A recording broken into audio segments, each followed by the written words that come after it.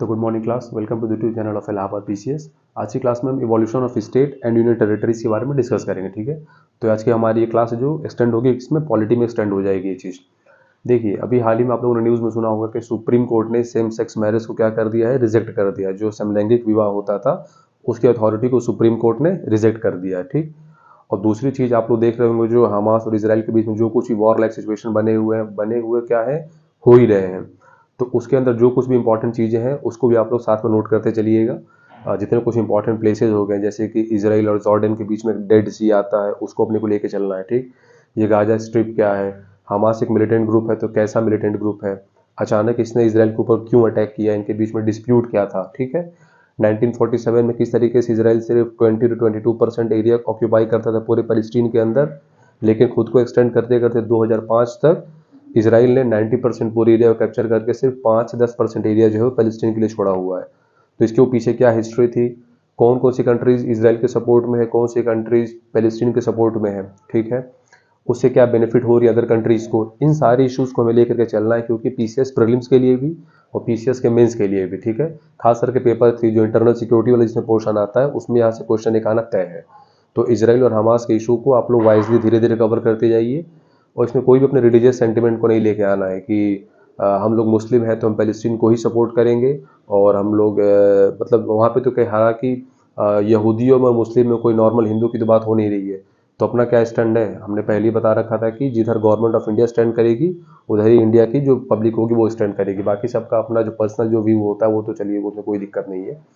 तो इस चीज़ को क्या करना है कि अपने को लेकर के वाइजली समझना है, न्यूट्रल होकर समझना है, क्योंकि क्या करना है कि अपने को एग्जाम में क्वेश्चन वहाँ से लिखने हैं। ठीक है, इसराइल एक टेक्नोलॉजिकल कंट्री है, वहाँ से हमने आयरन डोम टेक्नोलॉजी लिया इसराइल से।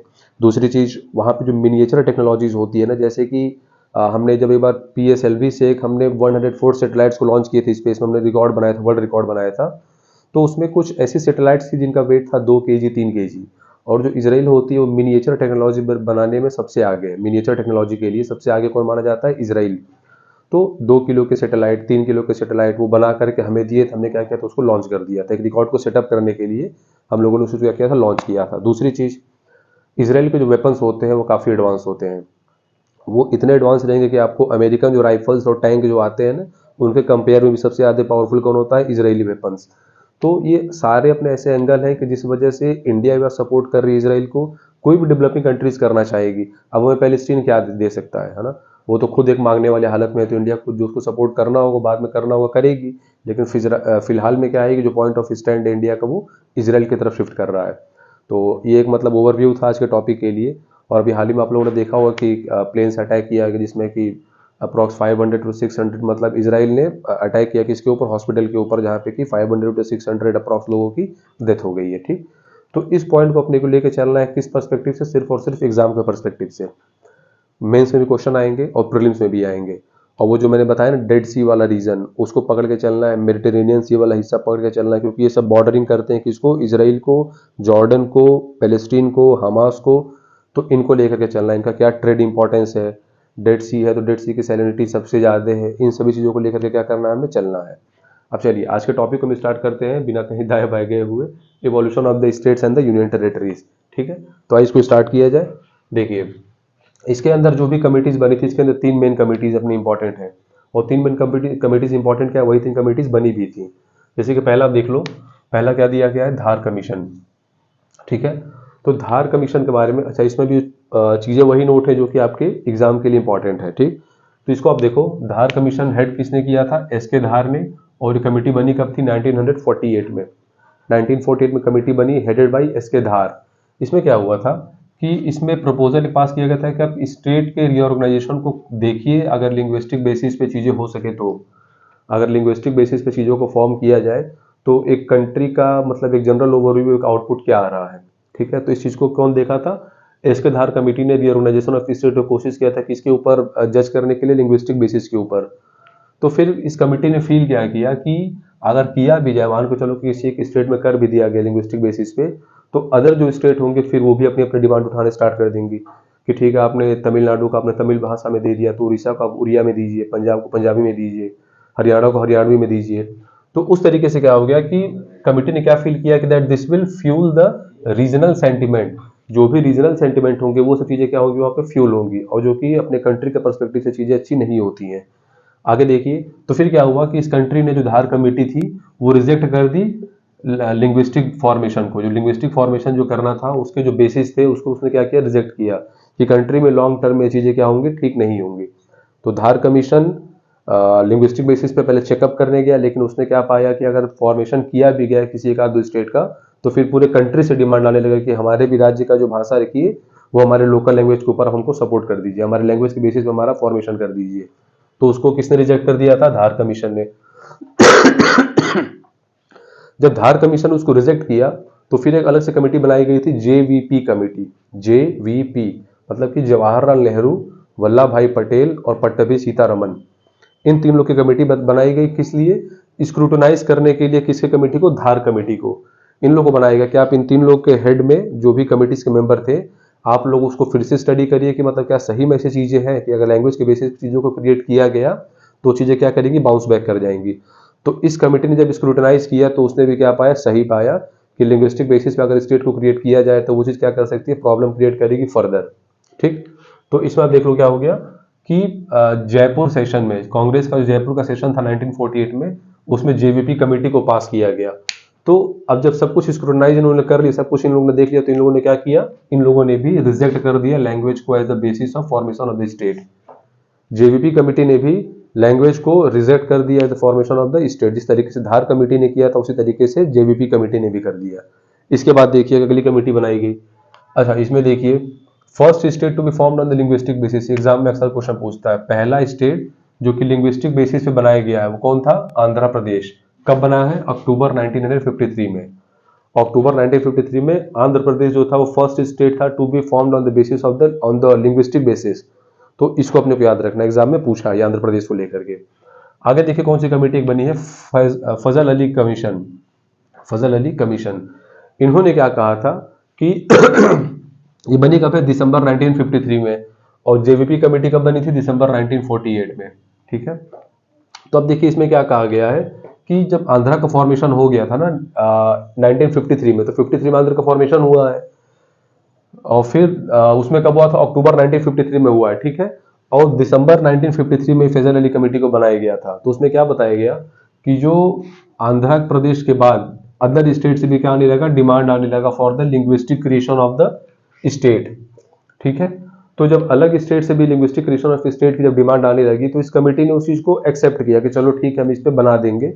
लेकिन अच्छा, इसे फैजल अली कमीशन को भी क्या बोला जाता है, स्टेट रीऑर्गेनाइजेशन कमीशन या फिर स्टेट रीऑर्गेनाइजेशन कमेटी। तो इसमें क्या हुआ कि फजल अली कमेटी में उस चीज को एक्सेप्ट किया गया कि ठीक है हम लोग लैंग्वेज के बेसिस पे स्टेट के फॉर्मेशन को एक्सेप्ट करते हैं, लेकिन as the basis of organisation. But लेकिन इन्होंने क्या कर दिया, रिजेक्ट किया वन लैंग्वेज वन स्टेट को, कि ठीक है हम जैसे किसी एक, जैसे तमिल है तो हम लोग ने तमिल भाषा के ऊपर तमिलनाडु को हम लोग ने क्या कर दिया, फॉर्म कर दिया, लेकिन वन लैंग्वेज वन स्टेट की पॉलिसी नहीं चलेगी। ऐसा नहीं होगा किसी को अगर तमिल ना आता हो तो आप उसे जबरदस्ती बुलवाओ, कोई आगे चल के कोई कम्युनल राइट्स हो जाए, कोई लड़ाई दंगा फसाद हो जाए कि आप तमिल नहीं बोल रहे हो तो आप हमारे यहाँ के मेंबर नहीं हो। तो उसने क्या किया, उस फॉर्मेशन को उसने रिजेक्ट कर दिया। किसको, वन लैंग्वेज वन स्टेट के जो फॉर्मेशन था ना, कि मतलब ऐसा कुछ नहीं होगा कि आपको जब ये लैंग्वेज आएगा तभी आपको इस स्टेट में रहना है। इस चीज को क्या कर दिया था, फैजल अली कमेटी ने उसको पूरे तरीके से रिजेक्ट कर दिया था। ठीक, तो ये फैजल अली कमेटी हो गया। अब देखिए इसके ऊपर काम क्या किया गया कि somewhere merge with the adjacent state. अब कुछ स्टेट को क्या किया था, अगल बगल के स्टेट से क्या किया गया, उनको मर्ज किया गया, और कुछ को एंड सम वे designated as a union territories. कुछ को अगल बगल के स्टेट से मर्ज किया गया, जो छोटे स्टेट थे उनको आसपास के स्टेट से मर्ज करके, और कुछ को क्या बना दिया गया, यूनियन टेरिटरीज बना दिया गया, है ना। और उसी के रिजल्ट में, as the result of that, उस समय 14 स्टेट और 6 यूनियन टेरिटरी से क्या हुआ था, फॉर्मेशन हुआ था। कब, 1 नवंबर 1956 को। 1 नवंबर 1956 को उसी बेसिस पे 14 स्टेट और 6 यूनियन टेरिटरी से क्या हुआ था, फॉर्मेशन हुआ था। तो ये तीनों कमिटीज थी, धार कमीशन, जेवीपी कमेटी और फैजल अली कमेटी। तो धार कमीशन ने क्या बोला था कि लैंग्वेज को उसने क्या किया था, रिजेक्ट किया था as the basis of formation of the state. JVP committee उस चीज को स्क्रूटनाइज करने गई तो उसने भी पाया कि हाँ चीजें बिल्कुल ठीक है, आप फॉर्मेशन नहीं कर सकते हो लैंग्वेज के बेसिस पे। फिर फैजल अली कमेटी ने क्या किया था कि जब आंध्र प्रदेश का फॉर्मेशन हो गया तो जब अलग अलग स्टेट से डिमांड आने लगी कि आप हमारा भी फॉर्मेशन करिए, किसके बेसिस पे, लैंग्वेज के बेसिस पे। तो फैजल अली कमेटी ने कहा कि चलो ठीक है हम कर देंगे, लेकिन वन स्टेट वन लैंग्वेज को उसने क्या किया, उस थ्योरी को उसने रिजेक्ट कर दिया, ठीक है, फजल अली कमेटी ने। और उसके बाद जो भी स्टेट्स बने तो उसमें वन लैंग्वेज वन स्टेट के थ्योरी को रिजेक्ट करके और उनको लैंग्वेज वाली जो प्राथमिकता थी उनको दे दी गई थी, ठीक। अब आइए इसमें कुछ प्रीलिम्स के क्वेश्चन देखते हैं, जो कि मतलब देखते क्या है, उस हिस्से से प्रीलिम्स में क्वेश्चन आते हैं मैच द फॉलोइंग के फॉर्म में कि किस ईयर में कौन से स्टेट को फॉर्म किया गया है, और उसमें हम एक एग्जांपल भी देंगे जो 2022 के प्रीलिम्स में आया भी था। तो चलिए उस चीज को हम देखते हैं।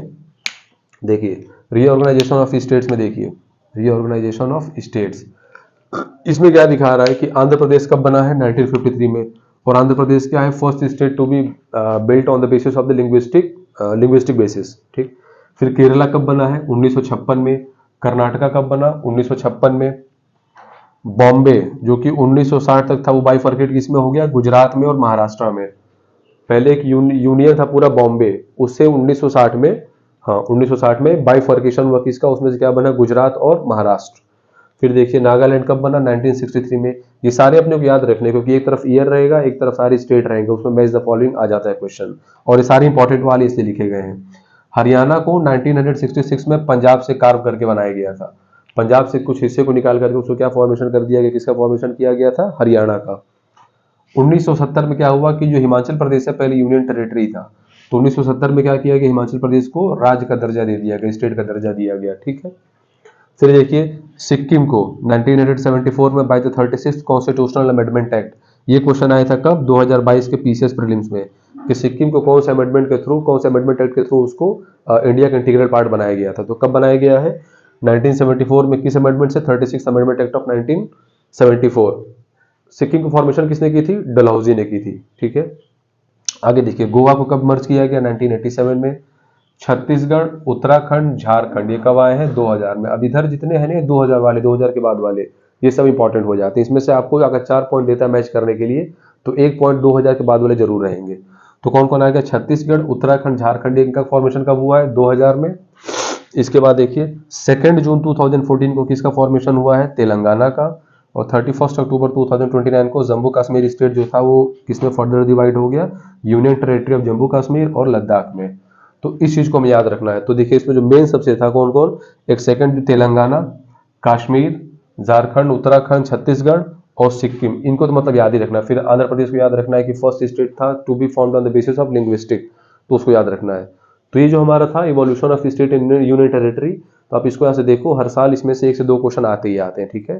तो बस इस लेक्चर को देख लीजिए, शॉर्ट लेक्चर ये होगा, 15-20 मिनट का बना होगा। टिल देन जय हिंद जय भारत, और करंट के इशूज को कवर करते रहिए। और अभी इस क्लास के बाद हम लोग खुद ही कि इजराइल के ऊपर, हमास के ऊपर एक हम लोग छोटी सी शॉर्ट वीडियो बनाएंगे, तो उसको आप लोग देख लेना, ठीक है। जय हिंद जय भारत।